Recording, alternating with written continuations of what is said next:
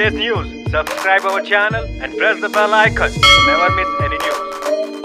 നമസ്കാരം, ഇത് filmy beach Malayalam. കൊച്ചിയിൽ യുവനടി ആക്രമിക്കപ്പെട്ടപ്പോൾ ദിലീപും നടിയുമായുള്ള റിയൽ എസ്റ്റേറ്റ് ഇടപാടുകളുമായി ബന്ധപ്പെട്ട കുടിപ്പകയാണെന്നായിരുന്നു ആദ്യം സംശയമുയർന്നത്. എന്നാൽ എല്ലാ കണക്കുകൂട്ടലുകളും തെറ്റിച്ച് തരത്തിലുള്ള വാർത്തകളാണ് ഇപ്പോൾ പുറത്തുവരുന്നത്.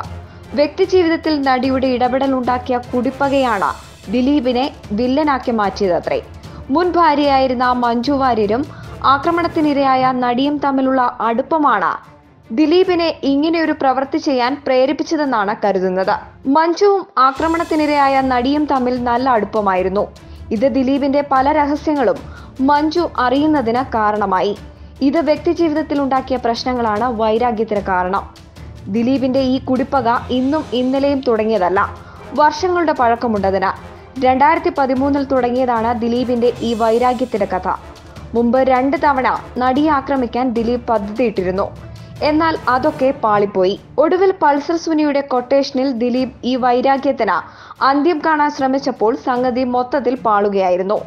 പണക്കൊഴുപ്പിൽ കുഴിച്ചുമൂടാമെന്ന് വിചാരിച്ച ഈ കഥയിൽ PT തോമസ് വില്ലനായി എത്തിയതോടെയാണ് ദിലീപ് കുടുങ്ങിയത്.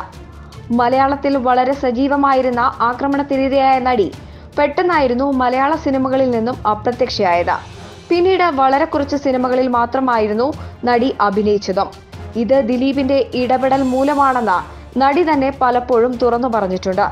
ഒരു ഘട്ടത്തിൽ കേസ് കുഴിച്ചുമൂടപ്പെടുമെന്ന് പോലും അഭ്യൂഹങ്ങൾ പരന്നപ്പോൾ മഞ്ജു വാര്യരുടെ നേതൃത്വത്തിലുള്ള വിമൻ കളക്റ്റീവ് ഇൻ സിനിമ എന്ന സംഘടനയും ശക്തമായി തന്നെ രംഗത്തെത്തിയിരുന്നു.